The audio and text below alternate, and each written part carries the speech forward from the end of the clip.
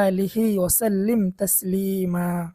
রাসূল সাল্লাল্লাহু আলাইহি ওয়াসাল্লাম ইরশাদ করেন, যেই ব্যক্তি জুমার দিন অর্থাৎ শুক্রবার আসরের নামাজের পরে এই দুরূদটি ৮০ বার পাঠ করবে, আল্লাহ তাআলা তার ৮০ বৎসরের গুনাহ মাফ করে দিবেন এবং ৮০ বৎসর নফল ইবাদতের সমপরিমাণ সওয়াব দান করবেন। দুরূদটি হলো, আল্লাহুম্মা সাল্লি আলা মুহাম্মাদিন নাবিয়্যিল উম্মিয়্যি ওয়া আলা আলিহি ওয়া সাল্লিম তাসলিমা।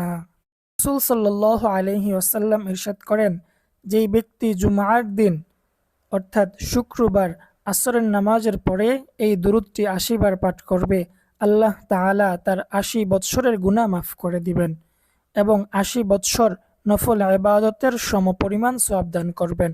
দুরূদটি হলো, আল্লাহুম্মা সাল্লি আলা মুহাম্মাদিন নাবিয়্যিল উম্মিয়্যি ওয়া আলা আলিহি ওয়া সাল্লিম তাসলিমা। রাসূল সাল্লাল্লাহু আলাইহি ওয়াসাল্লাম ইরশাদ করেন, যেই ব্যক্তি জুমার দিন অর্থাৎ শুক্রবার আসরের নামাজের পরে এই দুরূদটি ৮০ বার পাঠ করবে, আল্লাহ তাআলা তার ৮০ বৎসরের গুনাহ মাফ করে দিবেন এবং ৮০ বৎসর নফল ইবাদতের সমপরিমাণ সওয়াব দান করবেন।